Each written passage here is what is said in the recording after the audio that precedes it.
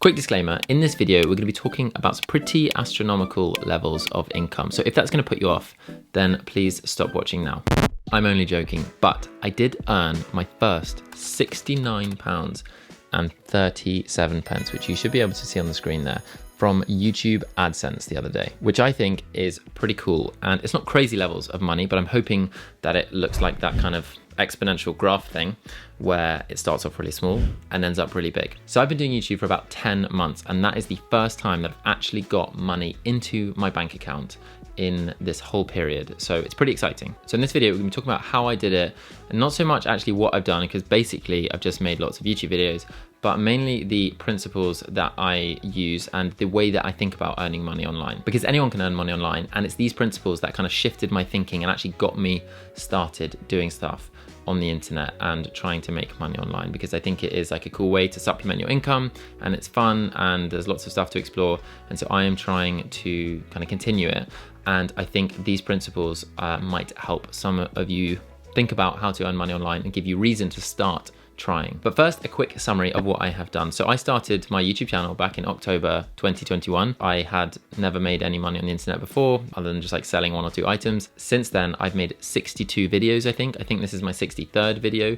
So quite a lot of videos, like a reasonable amount. I've made one actually every single week since I started, and then some weeks I've made two. And it took me around 6 months to get 1,000 subscribers on YouTube, and then 8 months to hit 4,000 hours of watch time. And those are the requirements that you need to get monetized on YouTube. And what that means is when YouTube gets money from advertisers who pay to get their adverts in front of the YouTube video, so the one that you probably watched before clicking on this video, then YouTube takes money from them and they give the creator a percentage of it. So I now get a percentage of YouTube's income for making videos and putting them on their platform and just sitting in my bedroom, which is pretty crazy. Lots of people have been doing it for quite a long time, but it is quite exciting for me. It's still like quite new just to be able to make a video and put it on the internet and get some money. I'll probably make a couple quid from this one, who knows? But I used to think that passive income was this thing that I could never really achieve, that it seemed so far out of my reach. I just want to talk a little bit about the way that I think about it and the things that actually convinced me to start making videos and to start pursuing things online. So there are a couple principles and ideas that I want to talk about that I think about when it comes to making money online, because I basically have just made these videos. That's all you need to do, and you need to do it consistently, and they need to be good videos,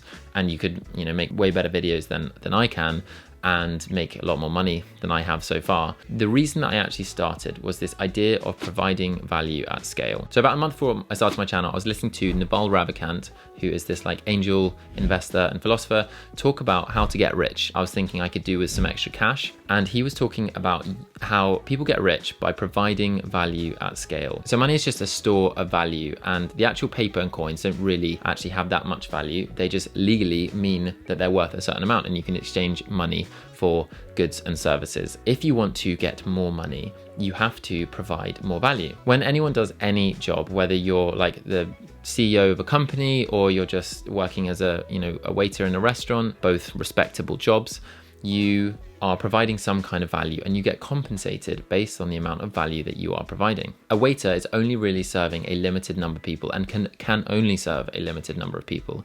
But a CEO of a company, let's say like YouTube, earns a lot of money because the value that they are providing is to loads and loads of people. So basically, if you want to make more money, one way to think about it is either to serve one person really, really well, or more commonly, to serve lots and lots of people. Provide value at scale is kind of how I think about it, which is why I turned to YouTube and to making videos on the internet, because you can make one video, then lots and lots of people can watch it. And now my videos aren't particularly valuable. I'm saying a lot of things that are like, you can find elsewhere, you can learn elsewhere. It's not like I have secret knowledge, which is why I don't get compensated for the videos that well. But if they were like, if they go viral for whatever reason, then lots of people watch them and lots of people are getting value from the video. So you are taking up more attention from people's time, and then more advertisers will pay to get that attention, which means that you get a larger percentage of the money paid to YouTube. It is really simple, and it's like, I'm not going to labor the point too much, but when we think about our careers and earning money, we often think of just getting a job, and that's just quite limited because we're actually only really able to serve a certain number of people most of the time in those jobs. Whereas if you look for options where you can serve more people, like YouTube, then you can potentially earn more money. And it is obviously more difficult because it's like very competitive, but lots of things are competitive, to be honest. So that's how I kind of thought about it. But the other thing you can do is code. So code and media, like videos and podcasts and Instagram, TikTok and whatever, and writing. Media and code are both free, permissionless ways to get maximum leverage on the value that you can provide. So you can do one thing, write one piece of code or make one video, it can then have a big impact. You can provide loads of value. And this is what Naval was talking about in the podcast. He said, if you want to make some money, code something that solves a problem for someone or for people, and then scale it and sell it to lots and lots of people so lots of people can use it and use your piece of code that is really helpful. And that is what things like Facebook do, or Instagram, or whatever software you can imagine. But I can't code. So I was like, okay, I'll do media. I'm going to do videos and podcasts and write, and I'm just going to do it for quite a long time and see what happens. And over time, if you provide enough value, you will be compensated in some way. And that's just because you're providing value to lots and lots of people. If one person watched my YouTube video, it wouldn't be worth very much, but if thousands do, then it's worth a little bit more. So that's concept number one. The other thing that I want to talk about is this idea of digital assets. On the internet, you can make something once and then leave it on the internet, and it can earn you money over time. So that is the whole passive income thing. It's one way of earning passive income. The video that has earned me the most money, the most of that £69, is this one video called The Day in the Life of a Consultant in London. It's my most viewed video. It's just past 100,000 views. I made it in February, and I wasn't monetized in February, and it took me until June to get monetized. And so that video could only start earning money in June. And I made it all the way back in February, but since June, it has earned me, hold on one second. It has earned me £73.91. But I made that video back in February. I have not done anything except continue to make a lot more videos, but I haven't done anything to that video. I did it once. It's earned me £73 since June. But the point is that it's a digital asset. It sits there on my channel. I can still earn me money in several years. It's like writing a book, and you do it once and then people can buy it for several years after you have written it. So that's the other thing, there's digital assets, and you can make lots of different types of digital assets. You can make PDFs, you can make Notion templates, you can make ebooks, you can make music even, you can make NFTs. All these things are like digital things that people can own, and really simple concept, but I hadn't really appreciated it before all this, and I think it was relatively new to me at the time. I didn't really just understand this concept of like a digital asset. I'm now benefiting from having some. So the third thing that I want to talk about is this thing called Gall's law. So Gall's law states that all complex systems that work have evolved from simple systems that work. This is why consistency is really important to me, because Gall's law is this idea, everything that works, every complicated system, or it can be traced back to a really simple system that works. So for example, if you think of Amazon, a really complicated company, right back at the start, it basically just sold books, and it was a really simple system where people could go online and buy a book and it would be delivered to their house. Really simple system with a few employees. I don't know that much about the story, but the point is really simple at the start, and over time it's become more and more complicated. There are all sorts of examples of this kind of thing, of simple systems evolving into complex systems. Like everything that humans have ever invented is all just because they found like a simple system that worked. Bicycles evolving into motorbikes or cars or whatever comparisons you want to draw. But the reason I mention it is because my system for making YouTube videos is slowly evolving and is slowly becoming more complex. But basically it all started with something really simple. Everything that you want to start can start really simple. The first video that I made was on my phone, and I literally just went like this, just recorded it in my phone, in my room, and then just uploaded it straight to YouTube through my phone. But now the system has become like a little bit more complicated. I have a microphone, I have a camera, I have lighting, I sort of think about my videos a little bit more, and I'm making money from them so I can reinvest it, all that kind of stuff. And it's evolving on a really simple system that works. And this goes back to why consistency is so important to me, because you can constantly improve and evolve your system.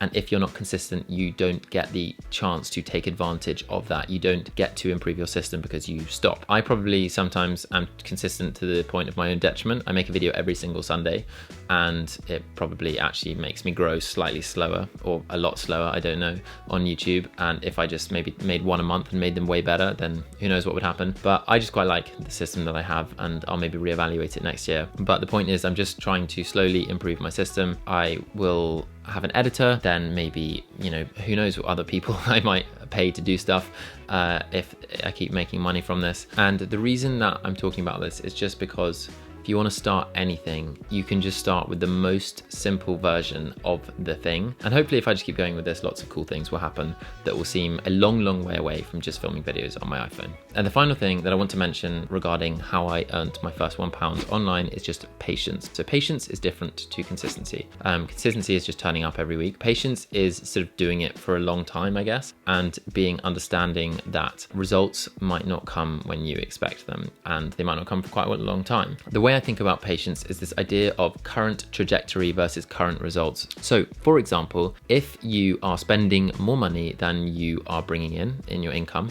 then your trajectory for your bank balance is down. So steadily going down over time. Your results, you might still have a high bank balance, but your trajectory is down. And trajectory is the thing to pay attention to because it is an indicator of future results. The opposite, if you are earning more than you are spending, your trajectory for your bank balance is up. Maybe you only have a small amount of money, but if you are earning more than you are spending, your trajectory is up and your future results can be really high. The thing to pay attention to is your current trajectory, not your current results. And the way it applies to the YouTube channel and sort of earning money online is that my trajectory is just steadily up. It feels like things are going well. It feels like the amount of money that I'm making is slowly going up. My current results are not that impressive. I've only got a couple thousand subscribers and I'm not really making much money from it. My current trajectory is up, and that is what matters to me. It means I am slowly improving. The trajectory may go steeper in the long term at some point, and that's really helpful to me when I think about being patient. I just think it's okay. Things are generally going forwards, going up, and even if it's only very slightly, the most important thing is just that they're not going down. Sorry if you can hear me scratching. That's kind of gross. I think I got a mosquito bite. So that's how I think about sort of making money online, and yeah, I hope it was useful. If you want to watch my most viewed video, then watch this one here, Day in the Life of a Consultant. But otherwise, thank you very much for watching, and I will see you in the next video.